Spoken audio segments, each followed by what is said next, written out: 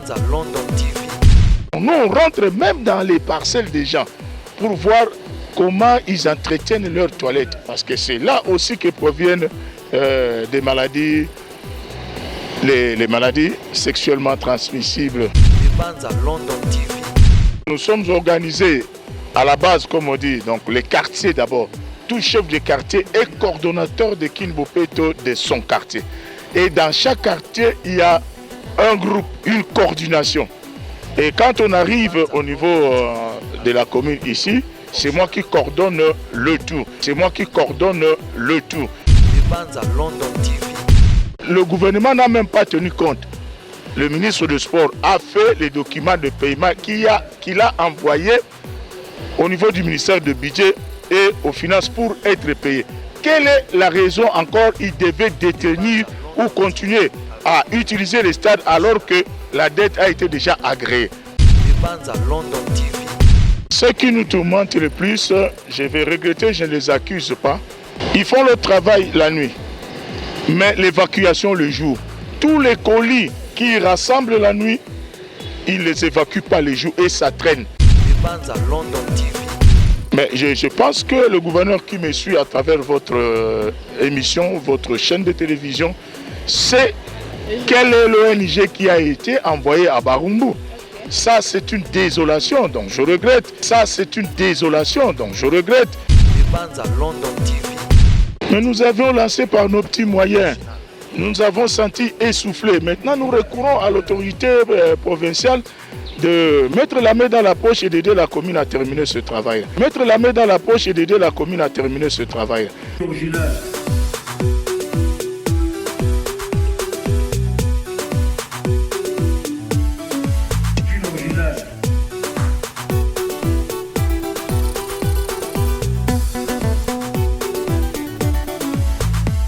Banza London TV. Bonjour monsieur le notable de la commune de Barumbu. Bonjour madame la journaliste. Ok. Monsieur le notable, nous cherchons à savoir premièrement, le gouverneur Zantini Ngobila avait initié l'opération Kinbopeto. Alors, est-ce que la commune de Barumbu, comment s'en sort en fait la commune de Barumbu par rapport à ces initiations? Nous seulement, comment on s'en sort? Oui. Mais nous en sommes devenus des spécialistes d'ailleurs. Donc nous sommes organisés à la base, comme on dit, donc les quartiers d'abord. Tout chef de quartier est coordonnateur de Kinbopeto de son quartier. Et dans chaque quartier, il y a un groupe, une coordination. Et quand on arrive au niveau de la commune ici, c'est moi qui coordonne le tout. Donc nous avons une brigade pour l'assainissement des avenues. Comme les ONG ont pris la charge d'assainir les grandes artères, nous sommes rentrés à l'intérieur des rues, des avenues. C'est comme ça que nous travaillons maintenant, c'est comme ça que nous nous en sortons. Et surtout l'application de l'édit 003 en son article 76 ou 76. On fait payer de fortes amendes et la population a compris, en lieu et place de payer les amendes, autant mieux assainir son milieu pour ne plus tomber malade. Et parce que quand on néglige l'assainissement, les frais médicaux coûtent plus qu'un assainissement qui ne coûte rien. Le balayage, l'entretien, et ça ne coûte presque rien. Mais si vous, d'abord, la fiche, la consultation, les examens, les ordonnances et enfin le paiement des médicaments. Donc c'est comme ça, nous prêchons le bienfait de l'assainissement. Donc on s'en sort dans tous les côtés, la sensibilisation, les amendes, et l'année passée, on a ajouté même l'hygiène. Donc nous, on rentre même dans les parcelles des gens pour voir comment ils entretiennent leurs toilettes. Parce que c'est là aussi que proviennent des maladies, les maladies sexuellement transmissibles. Ok, alors à ce jour, quelle est la question qui tourmente votre commune vu que vous êtes déjà en exécution de l'initiation? Ce qui vous tourmente le plus? Ce qui nous tourmente le plus, je vais regretter, je ne les accuse pas. Ils font le travail la nuit, mais l'évacuation le jour. Tous les colis qui rassemblent la nuit, ils ne les évacuent pas le jour et ça traîne. Et qui devait l'évacuer? Mais je pense que le gouverneur qui me suit à travers votre émission, votre chaîne de télévision, sait Quelle est l'ONG qui a été envoyée à Barumbu? Ça, c'est une désolation. Donc, je regrette. Je n'ai rien contre eux, mais ils doivent améliorer leur qualité de travail. Sinon, ça ne va pas. Ok, mais vu que vous êtes le coordonnateur, nous voulons aussi savoir ce qui se passe en fait dans le terrain Olsen. Parce que nous voyons que le nom du bourgmestre a été cité. Et dans ce dossier, on ne sait pas qui est dans le raison et qui a tort. Expliciter un peu cette truc. Bon, ce petit sourire voudrait dire tout simplement, si on veut noyer son chien, on l'accuse des rages. Mais ils doivent chercher à connaître la vérité.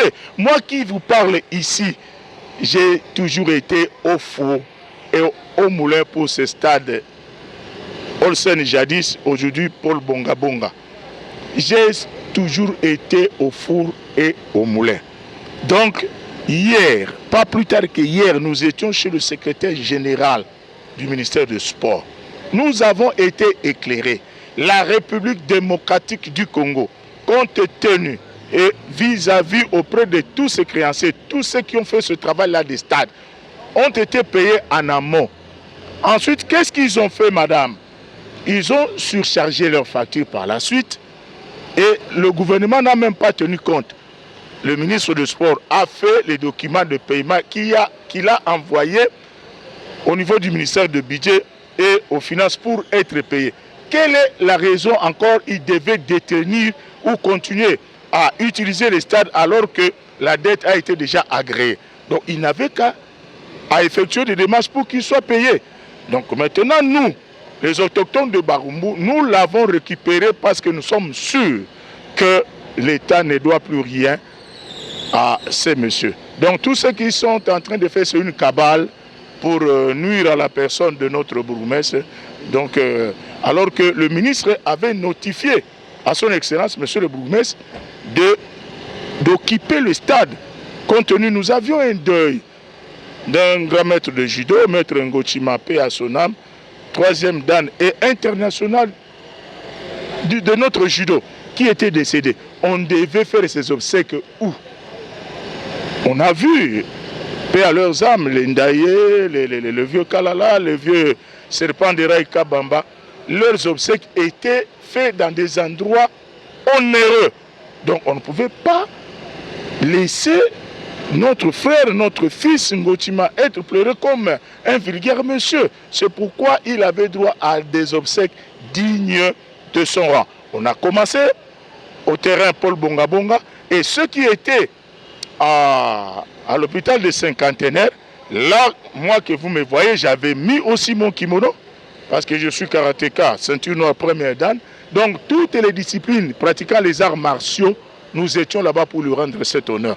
Donc on utilise le nom du bourgmestre Guillaume abusivement. Donc que ceux qui pensent, si réellement moi je crois que moi j'ai raison, moi qui vous parle, si je trouve que dans cette situation, je n'irai pas vers les chaînes de télévision. Vos chaînes ici, je vous respecte, mais ce ne sont pas les cours et tribunaux. C'est auprès des cours et tribunaux qu'il faut aller se plaindre, pas à travers les émissions.